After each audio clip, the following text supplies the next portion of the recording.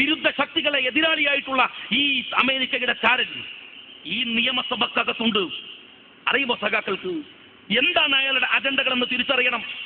മുസ്ലിം youth league Vijayan മാഷയുടെ മരണമുണ്ടായപ്പോ കൃത്യമായ ചില കാരണങ്ങൾ ചൂണ്ടിക്കാണിച്ചു പറഞ്ഞു. കോടതി പറഞ്ഞു സാമ്രാജ്യത്വ ശക്തികളുടെ പണം ഇയാൾ പറ്റിയിട്ടുണ്ട്. കോടതിയുടെ കണ്ടെത്തലാണ്. വിജയൻ മാഷ് ആ കോടതിയുടെ ഉത്തരവ് പറയാനാണ് അവിടെ വന്നത്. ഈ പണം പറ്റിടില്ലേ? ഞാൻ ചോദിക്കുന്നത്, ഞങ്ങൾ പറഞ്ഞു രാജ്യത്തിന്റെ ടോപ്പോഗ്രാഫിക്കൽ ഷീറ്റ് വിദേശ ശക്തികൾ കൊറ്റുകൊടുത്തയാണ് തോമസ് ഐസക്.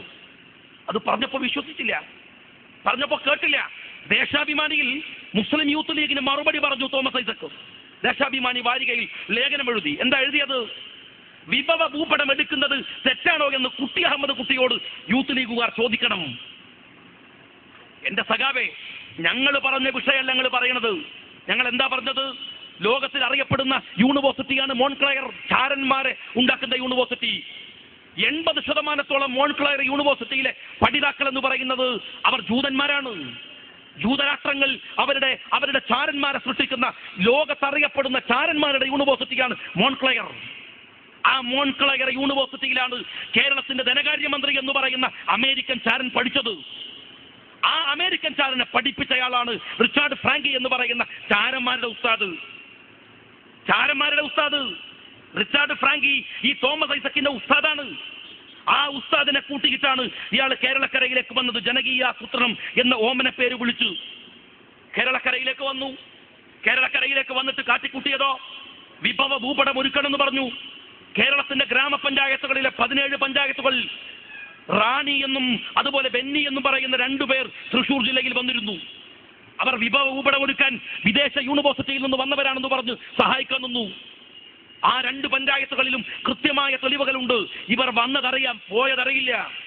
വിഭവ ഭൂപടം ഒരുക്കി കഴിഞ്ഞ അന്ന് ഇവർ നാട് വിട്ടു. അവർ ഇന്ത്യക്കാരാണോ അവർ വിദേശികളാണോ ആർക്കും അറിയില്ല. തോമസ് ഐസക് നേരിട്ട് നിയോഗിച്ച ആളുകൾ 17 ഗ്രാമപഞ്ചായത്തുകളിൽ വന്ന് കണക്കെടുത്തു പോയി. അറിയുന്നവർ അറിയാത്തവർ എത്രയോ. ഗ്രാമപഞ്ചായത്തുകൾ മുഴുവൻ ഈ കമ്മ്യൂണിസ്റ്റുകാരന്റെ നേതൃത്വത്തിൽ അമേരിക്കൻ ചാരന്മാരിറങ്ങി. എന്നിട്ട് മാത്രമല്ല, കേരളത്തിൽ വിഭവ ഭൂപടം മാത്രമല്ല, വിഭവ ഭൂപടം എന്ന് പറയുന്നത് നമുക്ക് ആകാശത്ത് വെച്ചെടുക്കാം, ഹെലികോപ്റ്ററിൽ വെച്ച് ഇവിടുത്തെ പടമെടുത്ത് വിഭവ ഭൂപടം ഒരുക്കാം. പക്ഷേ ടോപ്പോഗ്രാഫിക്കൽ ഷീറ്റ് എന്ന് പറയുന്നത് അതല്ല. തോമസ് ഐസക് തെറ്റിദ്ധരിപ്പിക്കാൻ ശ്രമിക്കരുത്. മുസ്ലിം യൂത്ത് ലീഗ് പറഞ്ഞത് ടോപ്പോഗ്രാഫിക്കൽ ഷീറ്റ് വിദേശ ശക്തികൾ കൊട്ടുകൊടുത്തത് നിങ്ങളാണെന്നാണ്. എന്നാൽ തെറ്റിദ്ധരിപ്പിച്ച് മാറ്റി പറയുന്നു വിഭവ ഭൂപടം എന്ത്. വിഭവ ഭൂപടം ആർക്കൊടുക്കാം? എന്താ ഈ ടോപ്പോഗ്രാഫിക്കൽ ഷീറ്റ്? ഇന്ത്യയുടെ പട്ടാളത്തിന് കൊടുക്കില്ല എന്ന് യൂത്ത് ലീഗ് പറഞ്ഞു. എന്നാൽ കൊടുക്കാതിരിക്കില്ല, കൊടുക്കുക തന്നെ ചെയ്യും എന്നാണ് തോമസ് ഐസക് ലേഖനത്തിൽ പറയുന്നത്. കൊടുക്കില്ലെന്ന് യൂത്ത് ലീഗ് പറഞ്ഞിട്ടില്ല. വിഭവ ഭൂപടം എന്ന് പറയുന്നതല്ല ഞാൻ പറഞ്ഞ ടോപ്പോഗ്രാഫിക്കൽ ഷീറ്റ്. കേരളത്തിൽ ഒരു പ്രശ്നം ഉണ്ടായി. അങ്ങനെ പട്ടാളം ഇറങ്ങുകയാണ്. പട്ടാളം കേരളത്തിൽ വന്നാൽ ഈ രാജ്യത്തിന്റെ ഈ മണ്ണിന്റെ ഭൂപ്രകൃതിയുടെ സകല അവസ്ഥകളും പഠിക്കണം പട്ടാളത്തിന്. പട്ടാളം ഇവിടുത്തെ അധികാരി വർഗങ്ങളുമായി ബന്ധപ്പെട്ടാൽ നമ്മളുടെ നാട്ടിന്റെ ടോപ്പോഗ്രാഫിക്കൽ ഷീറ്റ് അന്വേഷിച്ചാൽ അത് കാണണം. അവർക്ക് കാണിച്ചു കൊടുക്കും, പട്ടാളത്തിന്റെ ഉദ്യോഗസ്ഥന് കാണിച്ചു കൊടുക്കും. പക്ഷേ സഖാവേ, ടോപ്പോഗ്രാഫിക്കൽ ഷീറ്റിന്റെ കോപ്പി എടുക്കാൻ ഇന്ത്യയുടെ മിലിറ്ററിക്ക് പോലും അവകാശമില്ല. ഇന്ത്യയുടെ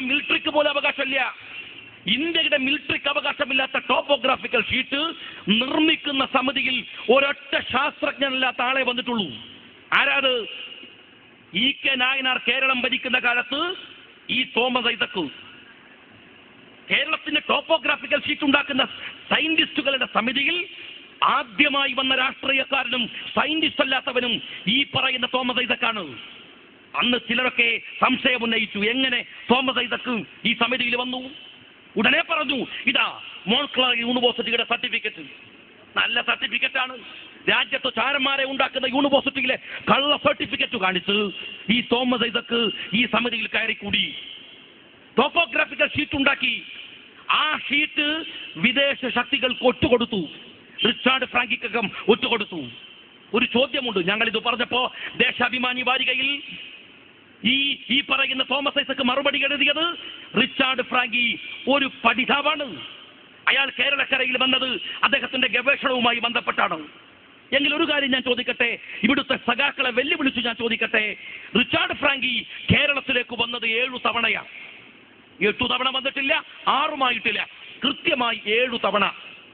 7 തവണയും റിച്ചാർഡ് ഫ്രാങ്കി കേരളത്തിൽ വന്നത് ബിസിനസ് വിസയിലാണ്, സയന്റിസ്റ്റിന്റെ വിസയിലല്ല, പഠിതാവിന്റെ വിസയിലല്ല, ഒരു സ്റ്റുഡന്റ് എന്ന നിലക്കല്ല.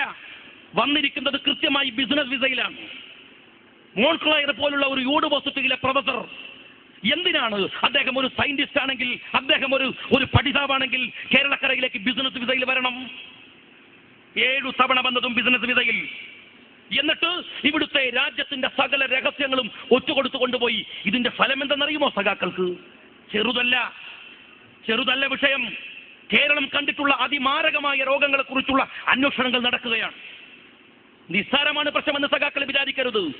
തോമസ് ഐസക് പുതച്ചിരിക്കുന്നത് ചുവന്ന കൊടിയാണ് എന്നതുകൊണ്ട് അയാളെ രാഷ്ട്രീയമായി സംരക്ഷിക്കുന്നതിന് മുമ്പ് വസ്തുതകൾ നിങ്ങൾ പരിശോധിക്കണം സഖാക്കളെ.